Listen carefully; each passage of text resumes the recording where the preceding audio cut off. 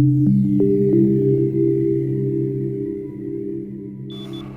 welcome, Dr. Jane Levesque, naturopathic doctor. The two key points I want to intro you as is one, you help treat some of your clients that are having, but also you help find the root causes. Yes. So the source. And that, to me, we're gonna dig in on that. So I'm very excited to have you here with me today. So first things first, let's talk about what abundance means to you. Yeah, I thought about that for a little bit of time because I think as soon as we say abundance, we think finances. And I definitely define that as well. I think abundance for me is freedom. And I love that. What creates freedom is usually finances because it allows us to give the choices and options. But I also think of abundance as freedom in your health. So not being limited by your body, not being limited. Huge. Feeling that like, oh, I can't do this or I can't have this experience because of my health. Relationships, that's huge. Feeling freedom in the relationships that you do have, that you are secure in those relationships. You've built them, you know how they've come around. It's not just this fluke or you feel stuck in certain patterns, whether it's friends or, intimate relationships. And then the last one is kind of fulfillment. You know, do you feel like you are doing what you're meant to be doing, and not to make it out this big thing that you have to be doing. Sometimes we'll look at influencers and it's, hey, I have to be on the big stage. You don't, but do you feel in your everyday life that you have purpose and that you're working towards something and that you're contributing in whatever way that you feel you need to be contributing? I have information that can really help these women to be more empowered through this journey that can be very unpredictable, very long, very financially draining, emotionally draining, physically draining, and nobody's educating them or providing them with any guidance or tools. And so I saw this opportunity and I knew that I was like, okay, I gotta get better at business if I want to be able to help more people. Like I need to go out and meet people and I need to get a marketing team and I need to provide a service that actually I'm able to help more people than just the few lucky ones that got to stumble into my office before. I love that. And I think it's important to learn and grow. And what really irks me is because when I went through that miscarriage and like the shame and the pain that I felt, it was like, you're so embarrassed. And the embarrassing, what amplified my embarrassment is I started sharing my pregnancy early because I was like, look, you guys, I did all this prep work. Here's what my pregnancy, and I was like happy that I wasn't sick. Not realizing that, hey, like this isn't a viable pregnancy and that's why you're not as nauseous as last time. And so then when I had a miscarriage, obviously I didn't expect it and I had to share that portion. You know, it took me a while to share. But I felt so many negative emotions, like the agony, the fear, the shame, that I couldn't imagine going through that multiple times.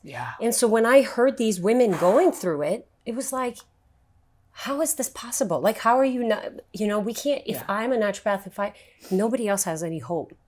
And there's some simple tools and things that we can give women way before they even think about having kids to set them up for success.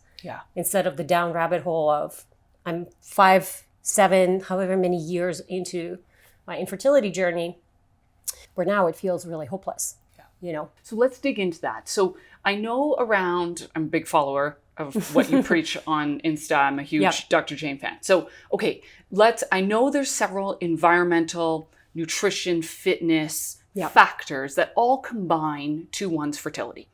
So I don't know if you want to kind of dig into each of those or how you want to, I'll open up the floor to you on that one. But like, what are some of the things maybe in each of the areas that you've identified in your work that maybe common misconceptions or where people are sitting, I'm healthy, I work out X number of days a week, this won't happen to me. Where's something where you've said, you know what, no. Are you working out in this way? Are you doing this? That sort of thing. But how you get ready for fertility and pregnancy is different when you're training for an event. And so if there's any athletes out there, then it's like what you do in terms of your training and your nutrition is very different when you're training to lose weight, to gain muscle, to whatever, versus optimizing your hormones and getting yourself ready for pregnancy. And I think a lot of people don't understand that. I didn't understand that, of course, myself when I got into it. And now what I'm seeing, we use this healthy. I generally, like when I take on patients now, I don't really believe them. Yeah. Because they're like, we're healthy. And I'm like, that's great. Show me the data. And so I run a lot of lab work, and I'll use things like the Aura Ring that helps to actually track sleep, heart rate variability, that shows me how much stress there is on the body. Because a lot of the times we're used to the stimulus that we have. And so we can no longer distinguish stress. And so we'll say, I'm healthy, but I'm used to living with a little bit of a bloat, or I have a little bit of acne, or I get PMS, or my hair falls out. So we've kind of just accepted these things as normal. And I'll use weight as an example a lot, because I used to work in the fitness industry, where you're like, I've always carried this extra 20 pounds. Yeah. And the problem to that, it's not that extra 20 pounds is a problem. The problem is if you're exercising, you're eating well, you're sleeping well, and that weight is still not coming off, then I'm starting to think, well, what else is causing that issue, as opposed to accepting that as the quote unquote, I can't do anything about it. Yeah. Now I'm thinking there's something else that's deeper that's going on. And so that question in terms of nutrition and environmental toxins, what is it? It's going to be different for everyone. Okay. But what I have noticed, especially in the last couple of years, I would say last 5 years, is our world is very different now. Yeah. And so eating well and exercising is not even that's not an option. That's just you entering into the game. When people say, well, I eat well and I exercise, I'm like, good, because you need to. That's not even an option anymore, because we have so much other stress that's bombarding us. Yeah. From, yes, like the COVID and the pandemic and all of that happened, but even things like our Wi-Fi, we're constantly carrying phones. We have electricity that's around us all the time, that's literally causing more stress on our system. We have way more toxins in our water, way more toxins in our food. Yeah, you don't want to. Yeah. And people have been guessing for years. Exactly. They're coming to you because they have been guessing. Yeah. For the most part. Yeah. Are you finding you're getting more and more clients that are coming to you at the start of their fertility journey, or preparing to have a family? Or is it still a lot that have been doing this, unfortunately? For sure. So I'd love to have more women come before. Yeah. They usually don't. To prepare. Yeah. They usually don't, because there isn't a pain. So I'd love for women to get ready beforehand. And, I have my Fertility 101 program. Hey, learn these things just to optimize your health before pregnancy. And there's a ton of proactive women who will do that. Yeah, that makes sense to me. Yeah. Okay, I want to know, what are some of the things that, if someone's listening and they're like, hey, I'm going to go take your Fertility 101 course or that sort of thing. What are some of the key things, I don't know if you have a couple, that are like misconceptions? Yep. Maybe we touched like on nutrition or working or exercise or stress levels that people really need to understand, to have in check, shall we say? Yep. Before they start trying that sort of thing. I mean, in a perfect world. Yeah. I think menstrual cycle education is huge, and it's really missing for most women. Because can't just track your cycle. That's not good enough. But the biggest thing you want to understand is, why is that happening? Yeah, exactly. And usually it's high estrogen. Usually there's inflammation. There's a microbial imbalance in the gut that's also impacting. That's the path. And so that's the easiest way to know, not the LH strips, even the basal body temperature that also many women are going nuts over. It's, if I asked you, how did your mom get pregnant with you? Yeah.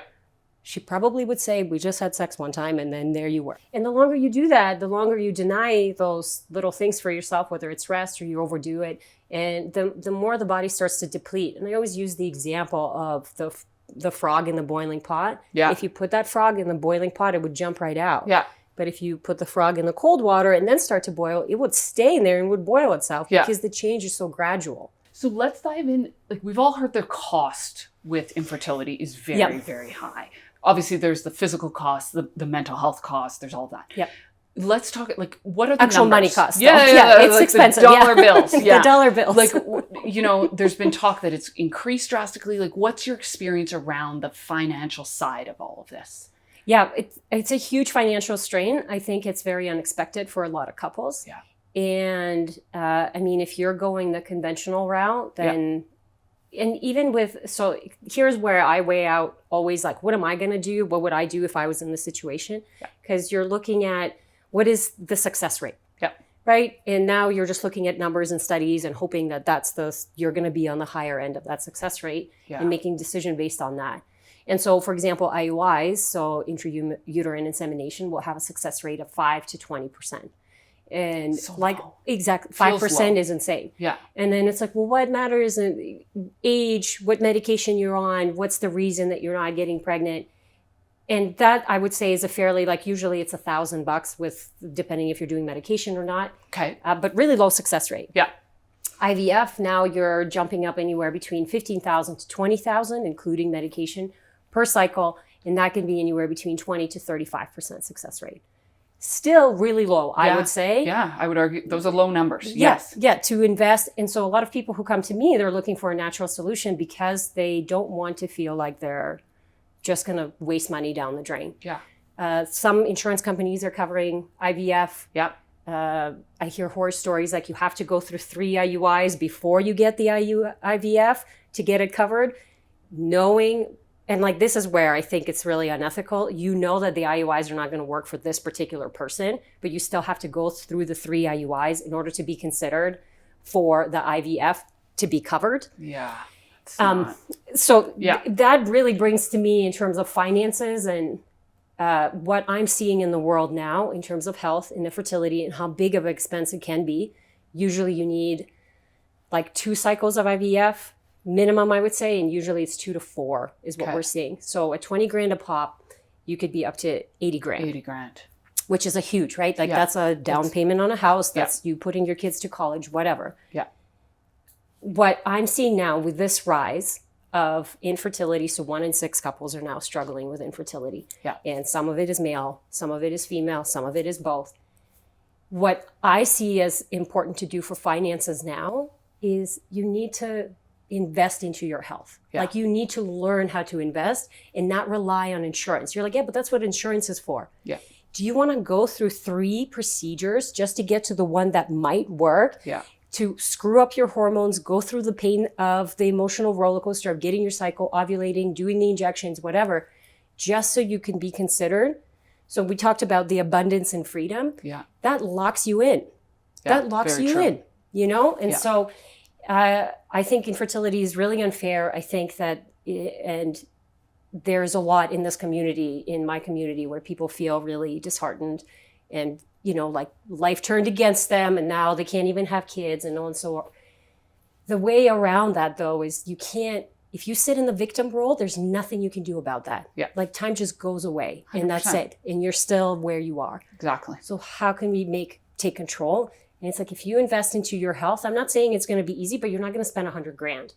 True. You might spend 20 if you do really good testing and you need a year of hands-on and you need really high quality supplements and maybe you need IV therapy. Like maybe you need some detoxing, some cleansing, things that will cost more. But yeah, I think we can safely say from a money standpoint, it's not going to be 80 or 100 grand. Exactly. Right. And so, and the benefit of that is your health improves. Yeah. You feel better. It's a win-win. You heal. Yeah. What's the probability of getting pregnant? Well, it's like, it depends on every person. Yeah. Right. And so I used to have a rate of like 20% before I started doing testing. And then it went to 50% and now it's at 75%. You know, if you put in the work and you do it's like pregnancy is a natural process. It's not that complicated, but it is work. Yeah. It is work. I think people really underestimate that on the natural side and they're like giving up on their bodies. Yeah. And like you said, it's like, it's not going to be 80 grand. It's not going to, but there's some, whether it's a red light therapy, you need saunas, you need some other hyperbaric, like there's so much in the natural world. If we understand the why, that you will feel better and you will heal. And whatever that journey is for you, you'll be able to handle that better, that mental, emotional, because I haven't met somebody who has healed. And not that like there's a destination and I'm healed now and I'm good. Yeah. But I haven't focusing on the journey. Yeah. Yeah, that's it. But you have peace. Yeah. And that's what you need. Because I've had women come to me and they're like, I wish I met you 10 years ago, because now they're perimenopausal and they know that it's not possible for them to have children anymore. And they had to go through a lot especially perimenopause brings that back up, right? Because it's this. And they had to do a lot and they came to peace with it. And they're just like, I wish I found this sooner. Yeah. And that's partly why I'm doing this. It's because it's like, I want people to find this sooner so they can stop putting themselves through hell. Yeah. And financial strain, emotional strain with our partner, and just emotional strain in general, the roller coaster, but also be proactive. Yeah. Because like, what are you going to do if you want to have multiple children and that's what you thought of and now it's 3 years and you've spent however much money and you're not anywhere close. Yeah. You can't do that again. Yeah. That's it. Thank you for having me. I was just going to say, like, it's so nice to meet people live. It actually adds a lot more to the conversation instead of the screen. So thank you. Yeah, good. Thanks for coming.